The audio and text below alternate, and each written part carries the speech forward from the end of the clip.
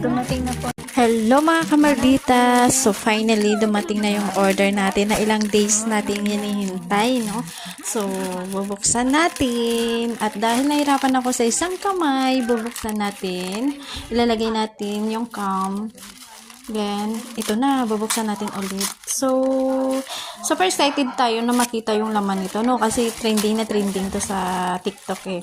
So, ang laman niya ay, ito na!